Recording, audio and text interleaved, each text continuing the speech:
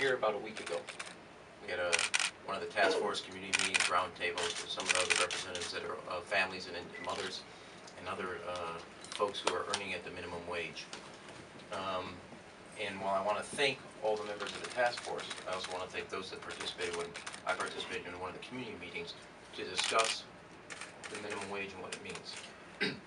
Now, as somebody who has worked on as a congressman, as also an aide at the president's, but also as mayor, the minimum wage is to make sure that work pays, as Alderman Will Burns just said. It creates a floor.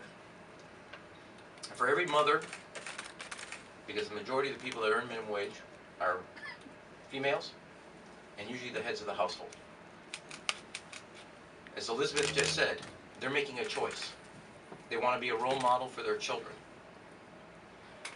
They want their children to learn that work is an important value, and that value also means there's a respect that comes. And the minimum wage says there's a minimum that we're going to provide, but that minimum should be that work pays, because they're choosing a course of action of independence versus dependence. And the minimum wage hasn't gone up in years, which means there's harder and harder pressure on families, specifically families headed by females, mothers, who have the hardest job in the world, and that's not the job of work. That's the job of being a mother, and they're raising their children, as Elizabeth just said, with the sense of values of what's right and wrong, and providing for their children. And one of the ways they want to provide is not just an income and a standard of living, but also as a role model for what is right to do. Now, I've worked on this my whole life. There are other things that go into the minimum wage, or go into what John noted, which was lifting people out of poverty. One is the minimum wage is at the point of the spear, complemented by an expansion of the earned income tax credit, so that paycheck can make it from the 1st to the 30th of the month. Making sure that you have a universal kindergarten. So if a mother is working, she doesn't have to run out of the house or run out of her job after just 2 hours of dropping the child off and come back and pick the child up, or find another way to pay for that assistance because you had to pick up a child. Or healthcare expansion. All these efforts are about making sure that work pays. Now, I want to thank the Commission and the task force for this work, because we haven't raised the minimum wage in years, and it's fallen behind the cost of living that has been rising, which means paying the bills, paying the apartment, fixing the car, paying for gas, getting insurance, providing for your kids so when they go to school they can have the clothes that they need, the backpacks that they need, the basic supplies of a subsistence and existence. And you're not doing it in poverty. Nobody who works should raise a child in poverty. That's the American way. And our effort here is to make sure that the city of Chicago is on record as it relates to raising the minimum wage, this would be about a 45% increase over the 4 years. Our goal is that the state will do it. If they don't, we're poised to act. And the work has been done, and the committee and the city council will be ready to act. I want to thank every one of the members of the city council specifically for working on this, but also the entire commission. And as John has said, and Alderman Burns has said, it was not uniform, but that means there's a lot of diverse opinions out there and a lot of people with different views out there. They needed to be heard, but I think this is the right standard for the city of Chicago, the right value, and the ability to make sure that we have a situation in the city of Chicago, because there's literally about 400,000 people in the city of Chicago earning the minimum wage. This will be millions and millions of more dollars in the pockets of people who go from paycheck to paycheck, and making sure that if they work, like Elizabeth's son, they're not raised in poverty. They're raised with the American dream alive and well in their home.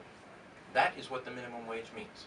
Mayor, studies indicate that many of those neighborhoods that exploded in violence over the weekend have youth unemployment rate. In other words, they've now raised the age to 24 for that, up 90%, 70 to 90%. Forget business. What is this going to do to bring any jobs at all to those young men and women in those isolated neighborhoods? Well, you know, I mean, I understand if you have a job, this gives you a raise. Well, And if you're applying for a job, it gives you a raise. First and foremost, 55% around the beneficiaries or people who work at the minimum wage are women, many of them heads of families. That's a different demographic than what you said. But on the other hand, the attack at that challenge, and it's a serious challenge, is bringing a grocery store like Whole Foods to Englewood, a Mariano's to Bronzeville, a Pete's to, we were just at Ukrainian Village on the west side, bringing good economic development and jobs that pay, and pay well with benefits. Second is making sure you have an education system that actually trains people to go wherever the jobs are. That means our community colleges are training people for a middle-class job, whether that's in healthcare, culinary, transportation, advanced manufacturing, IT, professional services. Third, you make sure that you have a transportation system so to help people get from where they live to where their jobs are or where they need to go find a job.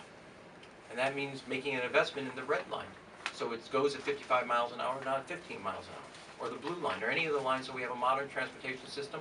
And also the other aspects that I would say in education, we were also talking when we were sitting around the round table a week ago.